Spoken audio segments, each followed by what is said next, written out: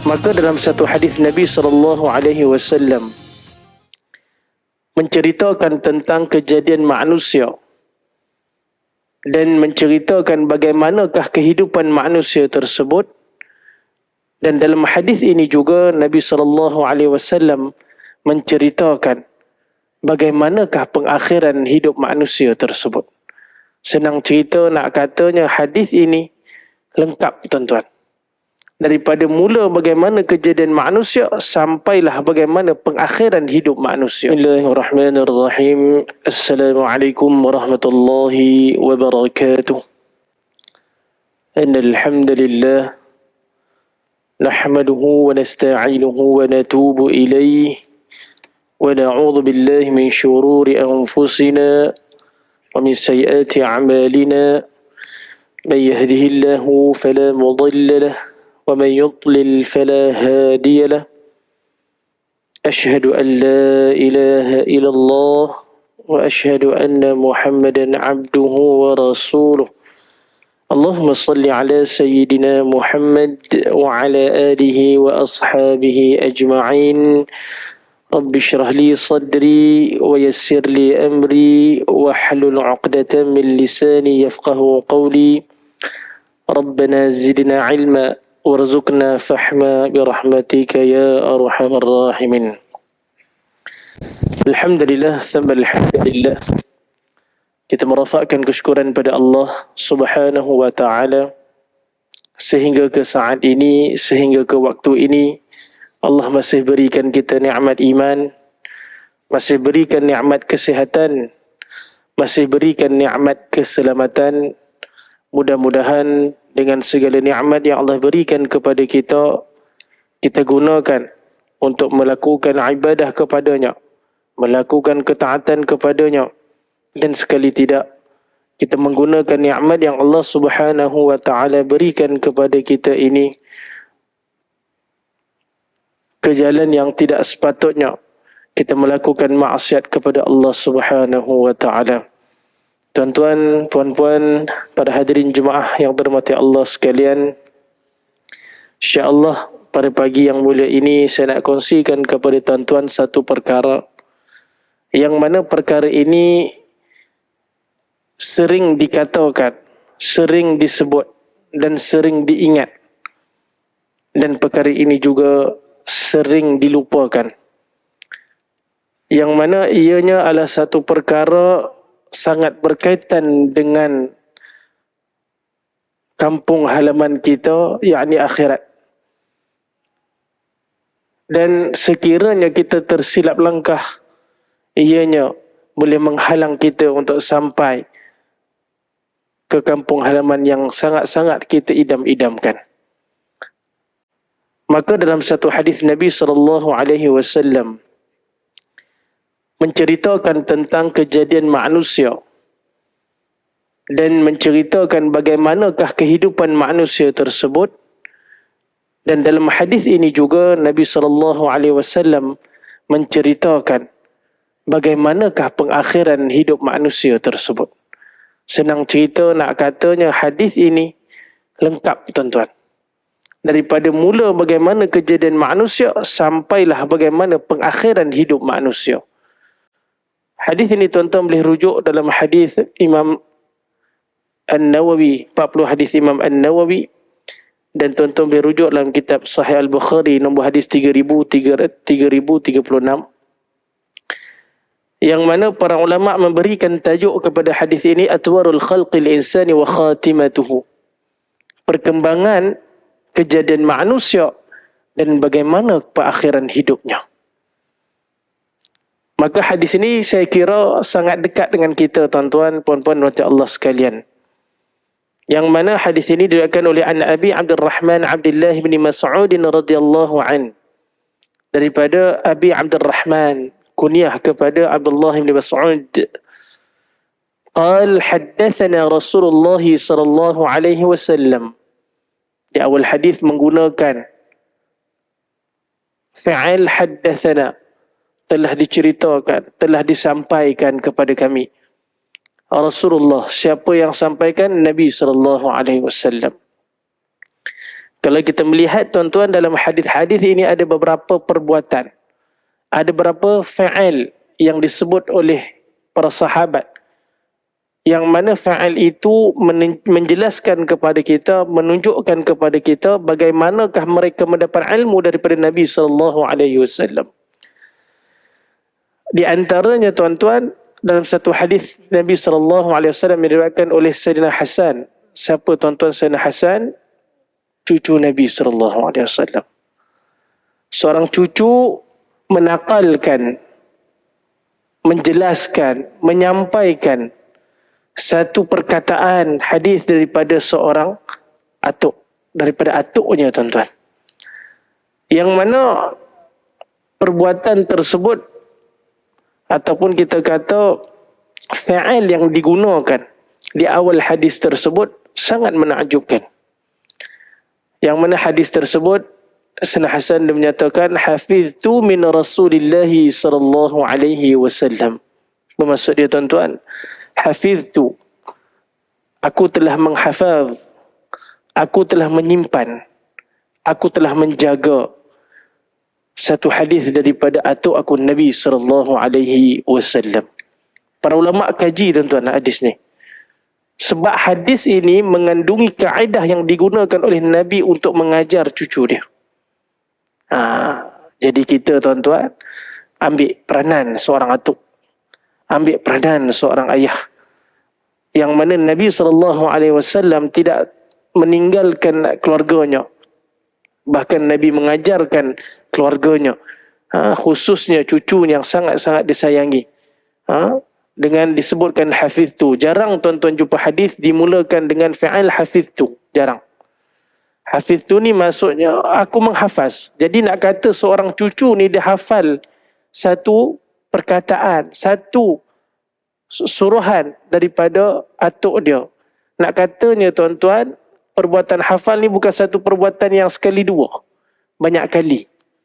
Ditekan oleh Nabi SAW, diberikan penekanan supaya dia hafal hadis tersebut. Sehinggalah dia hafal. Itu yang pertama. Apakah matan hadis tersebut tuan-tuan? Ada 3 poin yang boleh kita ambil daripada hadis ni. Yang pertama tadi, Nabi menekankan, Nabi mengajarkan, Nabi tak tinggalkan ahli keluarga dia. Nabi tetap ajar anak dan cucu dia. Itu yang pertama. Dan yang kedua, matan hadis menyebutkan hafiztu min Rasulillah sallallahu alaihi wasallam qal da'ma yaribuk ila ma la yaribuk. Pendek je tuan-tuan. Kalau saya ulang 3-4 kali tuan-tuan boleh hafal. Da'ma yaribuk ila ma la yaribuk. Tinggalkan perkara yang meragukan kamu kepada perkara yang tidak meragukan kamu. Satu perkataan yang mengandungi asas agama Islam. Okay, yang kedua poin dia apa tuan-tuan? Nabi SAW mengajarkan cucunya asas prinsip dalam agama Islam. Yang mana da'ma yaribuk, tinggalkan perkara yang meragukan kamu. Ila ma la yaribuk, kepada perkara yang tidak meragukan kamu. Asas tuan-tuan. Apapun keadaan, apapun jua situasinya, kalau kita tak yakin, kita ragu-ragu, tinggalkan dahulu. Pergi pilih pada perkara yang tidak meragukan kita. Saya bagi contoh perbuatan amalan. Kalau kita tak tahu daripada mana asal amalan ini, berhenti dulu tuan-tuan. Bagi diri kita, kita tak tahu, maka tinggalkan dahulu. Cari dulu di manakah datang asalnya amalan tersebut. Buat kajian sikit. Cuba dapatkan daripada mana asasnya. Ada sandarannya, yakin, baru kita amalkan. Kan selamat. Daripada kita duk ikut merapu tak tahu jadi apa. Hasilnya, tuan-tuan tengok dalam negeri Selangor, hampir 40 lebih ajaran sesat berkembang dan terus berkembang. Sebab apa? Da'ma yaribuk ila ma la yaribuk. Sebab tak jaga benda ni. Ini asas prinsip dalam agama. Itu cerita tentang aqidah. Cerita tentang amalan harian kita. Termasuklah dalam kehidupan seharian kita, dari sudut kalau kita pilih makanan kena ada tanda halal, kena ada tanda kalau tak ada tanda halal dan ragu-ragu tinggalkan tuan-tuan. Kami dulu tuan-tuan di Syam, di Syria tak jumpa cop-cop halal ni, tak ada. Pandai kami lah nak cari mana yang halal, mana yang tak halal. Biasanya kita tanya orang tempatan lah. Di Malaysia alhamdulillah kita ada cop jakim. Itu salah satu benda yang sangat-sangat baik bagi kita di Malaysia. Baik. Dan yang ketiga tuan-tuan, yang pertama Nabi ajarkan, Nabi main peranan sebagai seorang atuk mengajarkan cucu dia.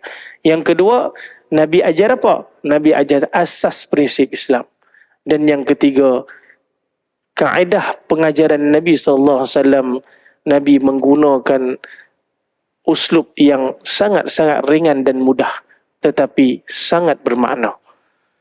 Perkataan yang pendek mengandungi prinsip yang paling asas dan paling besar dalam agama. Itulah kaedah yang Nabi ajarkan pada cucu dia. Dan cucu dia ingat sampai bila-bila tuan-tuan. Jadi kita kalau ada ruang dan masa, kita bersama dengan anak kita, anak kecil kita, bersama dengan cucu-cucu kita tuan-tuan, jangan lepaskan peluang tersebut. Ajarkan anak-anak kita, ajarkan cucu-cucu kita. Cakap perkara tentang agama, sembang perkara tentang agama. Main-main pun tak apa tuan-tuan, tapi dalamnya ada nilai tentang agama. Itulah peranan seorang atuk. Dan itulah sebab bagaimana Nabi SAW menjadikan cucunya sebagai ahli syurga tuan-tuan. Allahu Akbar. Maka tak mustahil kita sebagai seorang atuk, sebagai seorang ayah memainkan peranan seperti mana yang dimainkan oleh Nabi SAW. Setiap daripada kita mainkan peranan tersebut tuan-tuan, generasi akan datang adalah generasi yang amat diidamkan insya-Allah. Kita kembali balik pada perbincangan kita pada hadis yang saya bincangkan. Haddatsana Rasulullah SAW, telah diceritakan Nabi SAW kepada kami, wa huwa as-sadiqul masduq, dan sesungguhnya Nabi itu as-sadiqul masduq. Maksudnya apa? Nabi ini orang yang benar dan dibenarkan. Nabi sendiri sifatnya benar dan orang lain pun mengiyakan kebenarannya. Bahawa Nabi ini sifatnya siddiq, jujur, dia amanah dan sewaktu dengannya. Kenapa tuan-tuan? Ibnu Mas'ud sebelum dia nak cerita hadis ni disebut as-sadiqul masduq. Bukan semua hadis nak cerita benda macam ni. Sebab di awal hadis Nabi sebut inna ahadakum yujma'u khalquhu fi batni ummihi 40 yawman nutfah. Nabi menceritakan satu ilmu yang tidak ada pada manusia ketika itu. Tidak ada manusia mengetahui apa yang berlaku di dalam perut ibunya. Tak tahu, tak ada siapa tuan-tuan. Tidak ada teknologi yang boleh mereka dapat untuk melihat apakah yang berlaku di dalam perut ibunya. Maka Nabi SAW mendatang cerita apa yang berlaku dalam perut manusia. Tak kepelik. Kita sekarang kalau cerita hadis ni tak berapa pelik dah. Sebab kita ada macam-macam teknologi kita ada. Kita boleh scan tengok apa yang berlaku dalam perut ibu kita. Kalau kita tengok sekarang ni siapa yang mengandung dah sebulan, 2 bulan, dah pergi check up, macam-macam ada teknologi kita boleh lihat. Tapi pada zaman Nabi SAW tak ada teknologi khusus yang mampu manusia lihat apa yang berlaku dalam badan manusia. Maka Nabi pun sebut setiap daripada kamu itu dihimpunkan kejadiannya di dalam perut ibunya selama 40 hari yauman nutfah. Dengan setitis daripada setitis air mani. Baik. Tetapi tuan-tuan, saya bukan nak bincangkan bagaimana kejadian manusia. Bukan di situ yang saya nak bincangkan. Poin saya hari ini adalah bagaimanakah kehidupan dan pengakhiran hidup kita. Sebab ianya lah yang menjadikan asas ataupun itulah yang menjadikan laluan kita ke mana. Adakah laluan kita ke kampung halaman kita syurga ataupun laluan kita ke kampung halaman syaitan, neraka Allah Subhanahu wa taala. Maka saya skip hadis ni tuan-tuan. Tuan-tuan boleh rujuk hadis ni dalam hadis 45 Nawawi, hadis Ar-Rabi', hadis yang keempat. Tuan-tuan boleh rujuk. Yang mana Nabi sebut, fa wallahi alladhi la ilaha illa ghairuh. Wallahi, Nabi bersumpah tuan-tuan. Wallahi la ilaha illa ghairuh. Tidak ada Tuhan selain daripadanya. inna ahadakum la ya'malu bi'amalin ahlil jannah. Nabi bagi tahu, akan ada di antara kamu, satu di antara kamu, la ya'malu bi'amalin ahlil jannah. Dia melakukan amalan ahli syurga. Sepanjang hidup dia buat amalan ahli syurga, tuan-tuan. Apa amalan ahli syurga yang dia tak buat? Dia sedekah, dia bantu orang, tuan-tuan. Puasa Isnin Khamis, Masya Allah, Tabarakallah. Puasa lagi sunat, hari putih. Segalalah, tuan-tuan, apa amalan, segala amalan ahli syurga dia buat dekat muka bumi Allah Subhanahu wa ta'ala. Hatta ma yakunu bainahu wa bainaha illa dhira'.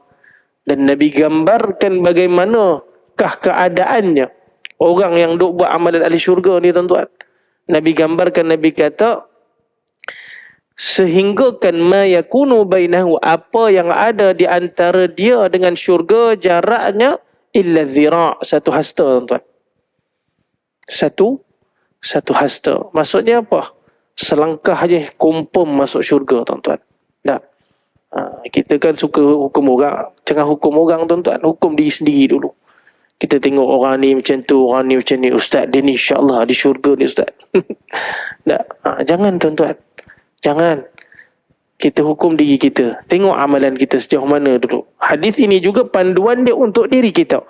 Bukan untuk menghukum orang lain. Maka Nabi kata, akan ada di kalangan kamu yang melakukan amalan ahli syurga. Banyaknya dia lakukan amalan ahli syurga. Sehinggakan diri dia dengan syurga jaraknya hanyalah satu hasta. Maksudnya apa? Banyak sangat dia buat, tuan-tuan. Agak-agak mustahil untuk dia masuk ke dalam neraka Allah Subhanahu wa ta'ala. Tapi Nabi tak berhenti dekat situ, tuan-tuan. Nabi sambung lagi. Nabi kata, fayasbiqu alaihi alkitab, maka telah mendahului akan ketetapan Allah Subhanahu wa ta'ala. Alkitab, kitab amalan kita dah mendahului. Kitab, yakni qada dan qadar kita Allah dah tetapkan.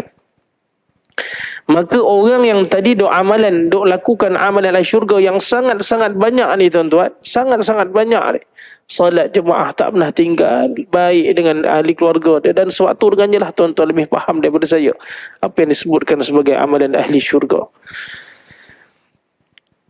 Tetapi telah mendahului kitab Allah Subhanahu wa ta'ala, maka berubahlah orang yang tadi melakukan amalan ahli syurga itu, faya'malu bi'amalin ahli nar, daripada banyaknya amalan ahli syurga dia buat, berubah, tuan-tuan, di akhir hidup dia melakukan amalan ahli neraka. Kerana disebutkan di sini, fayasbiqu alaihi alkitab, telah mendahului akan ketetapan Allah Subhanahu wa ta'ala. Hatta ma yakunu bainahu wa bainahu fayamalu bi'amalin ahli nar, maka dia pun berubah melakukan amalan ahli neraka, tuan-tuan.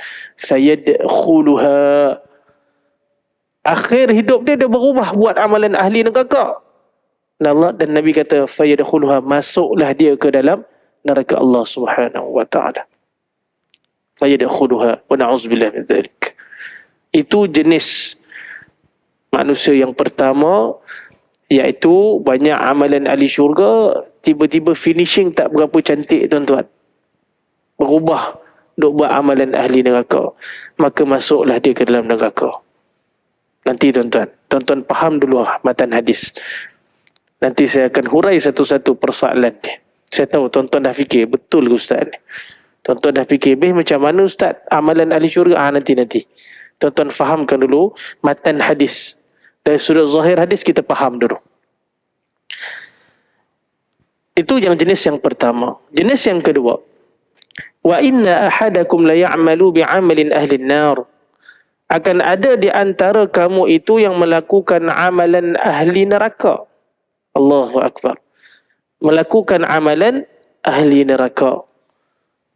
Ustaz, saya tengok orang ni, Ustaz, Allahu akbar, saya rasa dia ni confirm masuk neraka. Sedap je kita kata ke orang tak? Jadi, tuan-tuan, seperti mana saya sebutkan tadi, ini bukan panduan untuk kita menghukum orang. Maka Nabi kata, akan ada setiap daripada kamu itu yang melakukan amalan ahli neraka, hatta ma yakunu bainahu wa bainaha illa dhira', sehingga kan jaraknya di antara orang tadi ni dengan neraka hanyalah satu satu hasta. Nak kata dekat sungguhlah dia ni dengan neraka. Apa dosa yang dia tak buat? Bagi tahu, apa dosa yang dia tak buat? Semua dosa dia dah buat, tuan-tuan. Semua dia dah buat dah. Dosa syirik, dosa membunuh, semua dia dah buat. Buruk lagi daripada tu pun semua dia dah buat dah. Hatta ma yakunu bainahu wa bainal izram. Nak katanya memang confirm lah dia ni masuk neraka, tuan-tuan. Fayasbiqu alaihi alkitab, dan telah mendahului akan ketetapan Allah Subhanahu wa taala, dan berubahlah fayamalu bi'amalin ahli jannah. Berubahlah orang tadi yang masya-Allah tabarakallah teruk benar perangainya, berubah, tuan-tuan, jadi dia berubah melakukan amalan ahli syurga. Fayadkhuluha, maka masuklah orang tu tadi ke dalam syurga Allah Subhanahu wa taala. Rawahul Bukhari wa Muslim. Hadis ini diriwayatkan oleh Imam Bukhari dan Muslim, dan ianya adalah sandaran yang sangat-sangat kuat untuk dijadikan hujjah. Persoalan yang timbul daripada hadis ini, yang pertama, Ustaz, apa jadi pada amalan ahli syurga tadi tu? Pahala-pahala yang dibuat tadi tu ke mana perginya? Takkanlah kalau Ustaz cakap macam ni nanti orang-orang boleh berhujah. Maksudnya apa? Maksudnya tak apalah, aku enjoy lah dulu. Tu yang kita biasa dengar tu, nantilah dah tua nantilah datang masjid. Dah tua nantilah baru nak bertaubat. Sebab apa? Dia tak berapa faham dengan hadis ni. Kalau kita jumpa orang macam tu, tuan-tuan, tanya balik, tahu ke bila ajal kita? Tahu? Kalau tahu, silakan. Tunggulah umur, tunggulah kita di akhir hayat nanti barulah kita bertaubat. Tunggulah. Kalau tahulah. Kalau tak tahu, berubahlah sebelum ajalnya sampai. Baik. Maka persoalan kita, mana pahala yang dibuat tadi tu, Ustaz? Satu. Persoalan yang kedua, Ustaz kata tadi telah mendahului akan ketetapan Allah Subhanahu wa taala. Maksudnya apa? Adakah hidup kita ini hidup yang terpaksa, tuan-tuan? Allah dah tetap kita masuk neraka. Allah dah tetap kita masuk syurga, kita masuk syurga. Adakah itu yang kita faham, tuan-tuan, daripada hadis ni? Setakat kita baca matan, itulah yang kita faham. Betul tak? Setakat yang kita baca matan ni, itu yang kita faham. Sebab tu hadis ni, tuan-tuan, ilmu agama ni dia bukan boleh baca satu hadis terus boleh syarah, tak. Dia perlukan bantuan daripada hadis dan juga ayat-ayat Allah Subhanahu wa taala yang lain, baru kita faham. Maka saya jawablah persoalan tuan-tuan yang pertama tadi, yang mana tuan-tuan mempersoalkan mana pergi pahala-pahalanya, yang telah dilakukan mana pergi? Adakah ianya hilang begitu saja? Maka Allah Subhanahu wa taala menyebutkan di dalam suratul Ali Imran.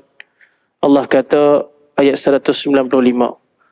Allah sebut fastajaba lahum rabbuhum anni la udhi'u 'amala 'amilin minkum min dhakarin aw untha. Allah kata.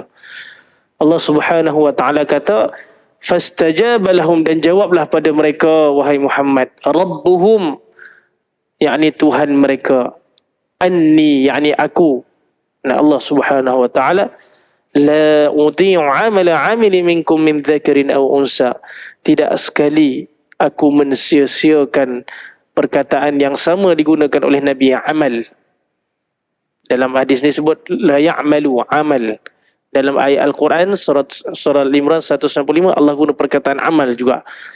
La udhi'u 'amala 'amilin minkum, aku tidak akan mensia-siakan setiap amalan yang telah diamalkan daripada kamu, minkum daripada kamu semua, min zakarin aw untha daripada kalangan lelaki dan wanita. Macam mana pula, Ustaz? Maka pahala kita tadi itu Allah kata Allah tak akan sia-siakan. Tapi kenapa masuk juga neraka? Okey, nanti kita jawab, tuan-tuan. Belum lagi. Jawapan dia tak sampai lagi.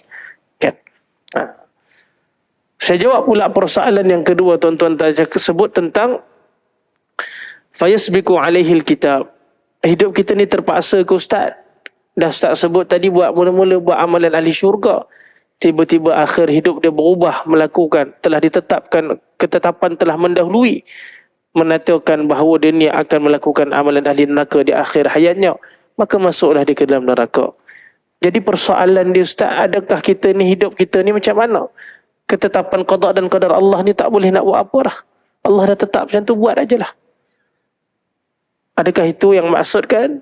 Dari sudut matan itu yang kita faham. Tapi tuan-tuan, kalau kita faham macam tu, kita telah berakidah dengan akidah Jabariyah. Akidah Jabariyah, satu golongan dalam mazhab akidah, tuan-tuan, yang mana dia kata hidup manusia ini mujbir. Hidup kita ni terpaksa. Apa yang Allah dah tetap, kita ikut. Dah tak boleh nak ubah-ubah dah. Jadi kalau orang tu jadi pencuri, disalahkan siapa? Allah. Na'udzubillah min dzalik. Astaghfirullahalazim. Kalau dia melakukan kejahatan, disalahkan siapa? Allah Subhanahu wa ta'ala. Adakah itu akidah ahli sunnah?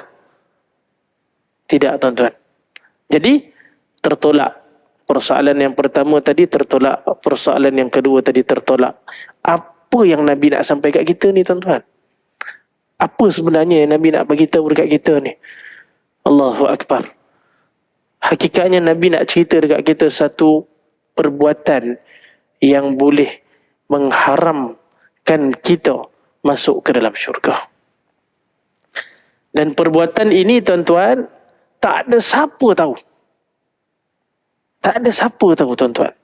Baik seorang suami terhadap isterinya, baik seorang isteri terhadap suaminya, baik seorang ayah terhadap anaknya, baik seorang anak kepada ayah dan ibunya. Semua tak tahu, tuan-tuan. Perbuatan ini tak ada siapa tahu, melainkan diri kita sendiri dengan Allah Subhanahu wa ta'ala. Dua ni je yang tahu. Siapa yang buat perbuatan ini, sekalipun dia melakukan seluruh amalan ahli syurga di dunia ini, tuan-tuan, dalam keadaan dia melakukan perbuatan ini, maka di akhir hidupnya, tuan-tuan, Allah masukkan dia ke dalam neraka Allah Subhanahu wa ta'ala. Wa na'udzubillah min dzalik. Maka apakah amalan tersebut, tuan-tuan? Ianya dijawab oleh Syahid Dr. Ramadan Al-Buti, guru kita, tuan-tuan, guru kami di Syam, ketika mana dia dibunuh tu, tuan-tuan, di Jami' Iman. Jami' Iman ni terletak di betul-betul tengah Damsyik, yang mana kita kata tempat dia tu, tuan-tuan, dia diserang ataupun dia dibunuh pada waktu pagi macam ni, lepas subuh. Lepas subuh ada pengajian, ketika mana dia sedang mengajar, duduk dekat depan sekali, tuan-tuan, dibom dalam masjid. Masa tu kami tak sempat nak ke sana. Bukan tak sempat nak ke sana, kami tak boleh sangat nak bergerak masa tu. Sebab keadaan di situ dah mula berlakunya bibit-bibit peperangan. Jadi bila berlaku bibit peperangan ni, tuan-tuan, kita tak boleh berkeliaran. Bahaya. Dari sudut SB-nya, dari sudut polisnya, macam-macam lah, tuan-tuan. Maka pada pagi tersebut kami masih ada, pelajar Malaysia tak ada yang pergi. Sebab apa kita orang tak pergi Jami' Iman, tuan-tuan? Yang saya ingat, saya tak ada siapa yang pergi. Yang pertama, Jami' tersebut, masjid tersebut, betul-betul di tengah-tengah di antara pejabat-pejabat SB. Dikelilingi dengan pejabat-pejabat polis dan juga askar. Jadi nak katanya bukan mudah-mudah boleh masuk bunuh macam tu je. Bukan mudah, tuan-tuan. Sebab tu bila berlaku je bom tersebut, dan kalau kita tengok, tuan-tuan boleh tengoklah dalam YouTube, yang dia bukan dibom tapi dia ditembak. Tuan-tuan, Allah muliakan kematian dia, dan Allah sempurnakan nikmat dengan kematian yang begitu. Sebab tu kita kena faham rahsia Allah Subhanahu wa ta'ala. Kita rasa kematian ni satu benda yang merugikan, satu kematian ni satu benda yang tak bagus, kena bunuh satu benda yang tidak baik. Tapi hakikatnya, tuan-tuan, Dr. Ramadan Al-Buti sendiri menceritakan dalam fiqh sirah, yang mana Nabi SAW dibunuh. Betul, Nabi dibunuh. Dengan apa? Dengan kesan racun. Betul tak? Kalau kita lihat pada surah Nabi. Kenapa Allah bagi kesan racun itu menjakiti Nabi dan menyakiti Nabi sehingga Nabi SAW meninggal? Sebab apa? Sebab Allah nak sempurnakan nikmatnya pada Nabi SAW. Apakah nikmat Nabi? Nabi mati syahid. Siapa nak mati syahid, tuan-tuan? Semua nak mati syahid. Dan begitu juga apa yang berlaku terhadap Syahid almarhum Dr. Ramadan Al-Buti, tuan-tuan. Dia dibunuh, ditembak. Dan masa lepas daripada itu keluar berita ada serangan daripada kami tak percaya, tuan-tuan. Ini bukan nak menghasut tuan-tuan supaya tak percaya dengan kerajaan Syria, bukan. Ini pengalaman saya. Pengalaman saya. Keluar dekat berita ada serangan daripada tentera Syabihah, tentera tentera dipanggil Free Syrian Army, tentera pembebasan kononnya. Kami kata mengarut sungguhlah. Tak ada siapa boleh lepas masuk dalam syirik itu, bukan senang. Jadi itulah, tuan-tuan, bagaimana kerajaan-kerajaan yang zalim ini membunuh para ulama. Allahu Akbar. Baik, itu cerita tentang Dr. Ramadan Al-Buti. Baik. Maka, tuan-tuan, antara sebab kenapa dia bunuh Dr. Ramadan Al-Buti, sebab Dr. Ramadan Al-Buti dakwahnya bukan hanya sekadar nak suruh manusia jadi baik. Dakwahnya adalah untuk menyatu padukan umat Islam. Apakah bukti dia? Dalam buku ni, tuan-tuan. Tuan-tuan boleh cari. Dia dah diterjemahkan. Yang mana di dalam bahasa Arab, buku ini disebutkan sebagai Allahumma salli ala Batinul Ithim. Dalam bahasa Arab disebut Batinul Ithim, akhtarul akbar fi hayatil muslimin. Batinul Ithim, dosa tersembunyi, adalah perkara yang sangat bahaya bagi umat Islam. Ni buku ditulis, tuan-tuan. Baik. Maka Ustaz, kita kembali balik pada perbincangan kita. Dijawab oleh Dr. Ramadan Al-Buti, apa yang Nabi SAW nak sampaikan sebenarnya? Dia jawab dengan beberapa ayat Allah Subhanahu wa taala. Allah sebut dalam surah Al-An'am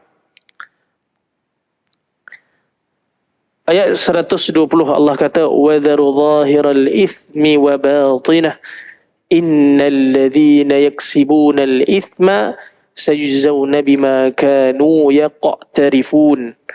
Dan Allah kata, wa dharu zahiral ithma, tinggalkan dosa, jangan buat dosa. Dan dosa itu terbahagi kepada dua, dosa yang nyata dan dosa yang batin, dosa yang tersembunyi. Kedua-duanya kita kena tinggalkan. Bukan dosa yang nyata je, dosa yang tersembunyi pun kena tinggalkan. Innal ladzina yaksibuna al-ithma, sesungguhnya mereka yang melakukan dosa, mereka yang berusaha melakukan dosa tadi, mereka akan dibalas berdasarkan perkara yang mereka lakukan. Betul ke Ustaz ni? Baru satu je ayat Allah Ustaz sebut tu. Saya bagi tuan-tuan satu lagi ayat Allah Subhanahu wa taala. Dalam surah Al-An'am ayat 151. Allah kata, "Qul ta'ala wa atlu ma harrama rabbukum 'alaikum." Mari sini. Atlu ma harrama, aku akan bacakan kepada kamu. Qul ta'ala. Allah kata, bagi tahu wahai Nabi, panggil mereka. Atlu ma harrama, mari sini. Aku nak sampaikan, aku nak bacakan apa yang diharamkan oleh Tuhan kamu kepada kamu. Ada 4, tuan-tuan, perkara yang diharamkan oleh Allah Subhanahu wa taala dalam surah Al-An'am. Yang pertama, alla tusyriku bihi syai'a. Janganlah kamu mensyirikkan Allah Subhanahu wa taala. Tak boleh buat haram perbuatan tersebut. Dan yang kedua, wabil walidaini ihsana. Hendaklah kamu berlaku baik kepada kedua bapa kamu. Maksudnya, kalau kamu tidak berlaku baik, kamu sedang melakukan dosa, tuan-tuan. Tuan-tuan boleh rujuk dalam satu kitab yang disebut sebagai Al-Kabair, yang disusun oleh Imam Az-Zahabi. Dosa-dosa besar, di dalamnya diletakkan dosa yang keempat ataupun kelima, tuan-tuan. Uququl walidain, menderhakai kedua ibu bapa. Baik, jadi nak kata dosa yang disebutkan yang kedua dalam ayat ini adalah dosa yang menderhakai kedua ibu bapa, tidak melayani dengan kedua ibu bapa dengan baik. Dan yang ketiga, tuan-tuan, wala taqtulu auladakum min imlaq. Jangan kamu bunuh anak-anak kamu kerana kamu takut akan kepapaan. Ini nanti kita bincang khusus, tuan-tuan. Ulama ada bincang bagaimanakah dikatakan membunuh anak ni. Mungkin kita faham dekat sini yang menggugurkan janin ataupun sewaktu dengannya. Banyak lagi ulama bincang, tuan-tuan. Dan yang keempat, Allah sebut nahnu narzuqukum wa iyyahum. Jangan takut. Anak kamu banyak mana pun, jangan takut. Allah yang bagi rezeki pada dia, bukan kau. Cari aja. Itu yang Allah sebut. Dan yang keempat, wala taqrabul fawahisha ma dhahara minha wa ma batan. Dan jangan kamu mendekati al-fawahish, segala keburukan, segala kejahatan, ma dhahara minha, yang datangnya daripada zahir ataupun daripada nyata, dan juga wama batan, dan yang tersembunyi. Maksud fawahish kat sini, dosa yang nyata dan juga dosa yang tersembunyi. Maka apakah yang dimaksudkan oleh Allah Subhanahu wa taala? Dr. Ramadan Al-Buti dia kata, sesungguhnya larangan-larangan terbahagi kepada dua. Larangan ni maksudnya perintah-perintah larangan Allah Subhanahu wa taala, yakni haram, perkara yang haram yang tak boleh dilakukan, ada dua. Yang pertama, perkara yang berkait dengan perkataan dan perbuatan yang zahir, seperti larangan membunuh tanpa hak. Jauh, ustaz. Orang bunuh dosa, tahu, nampak. Dan mencuri, nampak, tahu curi itu, tahu. Kita tak buat. Curi itu salah, tak buat. Berzina, tahu zina tu haram, saya tak buat ustaz. Nampak depan mata, zina, tak nak buat. Kita kenal pun zina tu macam mana. Dan yang keempat disebutkan mengumpat dan mengadu domba. Mengumpat cerita hal orang lain dan sewaktu dengannya, tuan-tuan. Kita tahu perbuatan tersebut berdosa di mata kita dan kita boleh tinggalkan. Dan yang paling baik sekali, tuan-tuan, kalau kita buat, ada orang boleh tegur kita. Tetapi dosa yang kedua ni, tuan-tuan, tak ada siapa boleh tegur kita. Tak ada siapa boleh tegur kita. Melainkan kita sendiri yang berubah. Dengan cara apa? Dengan cara kita mendengar teguran daripada Allah melalui ayat-ayat Allah Subhanahu wa taala. Sebab tu kena mari majlis ilmu, tuan-tuan. Kadang-kadang orang tak boleh nak tegur kita direct, tapi dengan cara macam inilah diri kita bersedia untuk ditegur. Sebab dosa kedua ni tak ada siapa boleh tegur, tuan-tuan, melainkan diri kita sendiri. Apakah dia, tuan-tuan? Dan disebut yang kedua, perkara yang berkaitan dengan aspek dalaman jiwa. Ini dia perbuatan yang saya katakan mengharamkan diri kita masuk ke dalam syurga Allah Subhanahu wa taala. Seperti ada 7 larangan yang disebutkan di sini. Yang pertama, bersikap sombong. Pertama, tuan-tuan. Tuan-tuan tahu siapa yang boleh bagi tahu dekat saya? Ustaz, saya tengok orang tu sombong lah. Ada tak? Saya rasa, tuan-tuan. Belum tentu kita tak tahu hati dia macam mana. Kita tak tahu. Kalau kita tengok mungkin ustaz dia datang tak salam saya, dia ni sombong. Tak boleh kata gitu. Sebab apa? Sebab sifat sombong ini duduknya di mana? Di dalam hati manusia. Tak ada siapa yang tahu. Melainkan diri kita dan orang lain. Hatta saya sendiri pun, tuan-tuan, yang tengah duduk dekat atas meja kuliah ni pun sombong. Sebab apa sombong? Sebab dia seorang aja pakai serban. Dah rasa hebat sangat. Tak apa, tuan-tuan, saya kambing hitam ke diri saya, tak apa. Dia rasa dia hebat sangat. Dalam keadaan saya bercakap ni pun, kalau ada kesombongan dalam hati saya, maka saya sedang melakukan dosa besar, tuan-tuan. Saya sedang melakukan dosa besar. Jaga-jaga. Itu yang pertama. Yang kedua, ujub. Ujub, rasa ta'ajub, rasa hebat dengan apa yang kita lakukan.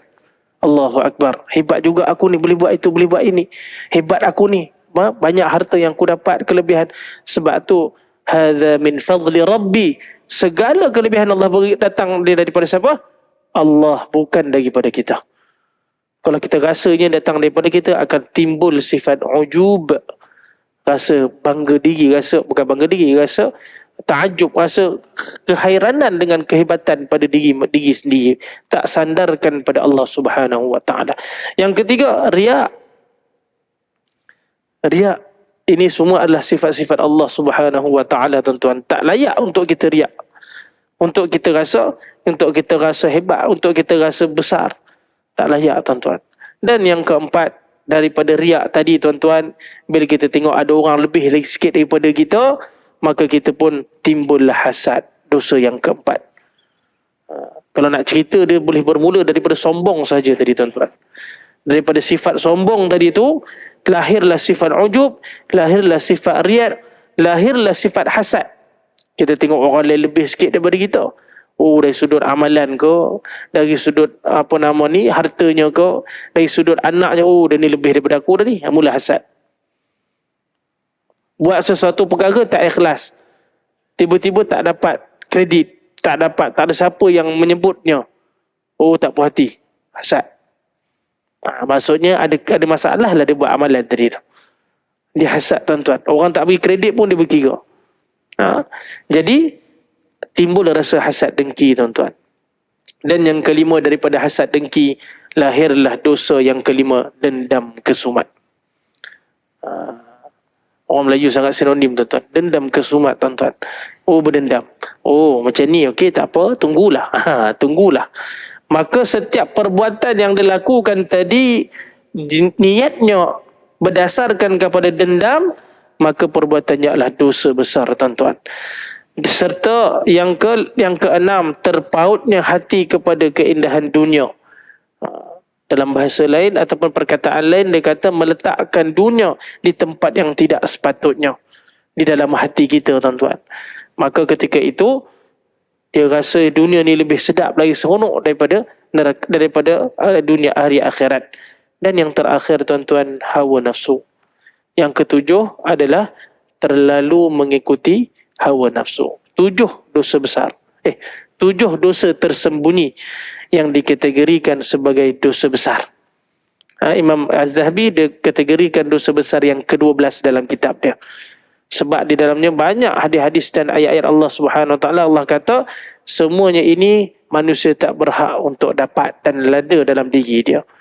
Jadi tuan-tuan, masa mana saya sebutkan tadi, tak ada siapa yang tahu apa yang berlaku dalam hati manusia. Tak ada siapa tahu. Melainkan diri kita dan Allah Subhanahu Wa Taala. Jadi tuan-tuan, inilah yang disebutkan oleh Nabi sallallahu alaihi wasallam. Inilah Nabi nak sampai dekat kita. Nabi kata kamu buat banyak amalan puasa, tapi untuk apa? Sedap cerita ke orang, hari ni aku puasa. Oh, tengok kita berbuka. Oh, ada orang pandang aku buka. Oh, nampak aku hebat. Contoh. Baca Quran untuk apa? Bersedekah untuk apa? Kalau ada sekelumit sesuatu datangnya untuk ketujuh perkara ini tuan-tuan, maka inilah yang dikatakan amalan ahli neraka. Dan apakah dia pula amalan ahli neraka, lepas tu dia berubah buat amalan ahli syurga? Kita dah tersilap langkah tuan-tuan. Banyak benda kita buat tak ikhlas. Banyak benda kita buat berdasarkan kepada 7 dosa ni. Maka apakah caranya tuan-tuan? Lakukanlah amalan ahli syurga. Apa dia? Bertaubat kepada Allah Subhanahu Wa Taala dengan sebenar-benar taubat. Jadi itulah tuan-tuan yang nak disampaikan oleh Nabi sallallahu alaihi wasallam pada kita tuan-tuan. Tak ada yang ketiga, 2 je tuan-tuan. Antara kita masuk neraka ataupun kita masuk syurga. Jadi pilihlah manakah jalan yang kita nak pergi. Jadi pastikan setiap amalan perbuatan kita itu didasari dengan keikhlasan kepada Allah Subhanahu Wa Taala, supaya kita dapat menjaga hati dan niat kita tidak pergi kepada 7 dosa besar, dosa tersembunyi yang disebutkan oleh almarhum Syahid Dr. Ramadan Al-Buti dalam kitabnya. Mudah-mudahan Allah Subhanahu Wa Taala lindungi kita daripada fitnah dunia tuan-tuan. Allah lindung kita daripada fitnah hati dan yang sewaktu dengannya. Yang baik datang daripada Allah Subhanahu Wa Taala, yang kurang daripada diri saya sendiri. Wal haqiqatu kullu minallah, hakikatnya semua datang daripada Allah Subhanahu Wa Taala. Sekiranya ada salah dan silap, saya mohon maaf tuan-tuan. Kita tangguh perbincangan kita dengan tasbih kafarah dan suratul As. Subhanakallahumma wa bihamdik, asyhadu an la ilaha illa anta, astaghfiruka wa atubu ilaik. Bismillahirrahmanirrahim. Wal 'asr, innal insana lafi khusr illa alladhina amanu wa 'amilus shalihat wa tawasaw bil haqq wa tawasaw bis sabr. Terima kasih atas perhatian semua. Assalamualaikum warahmatullahi wabarakatuh.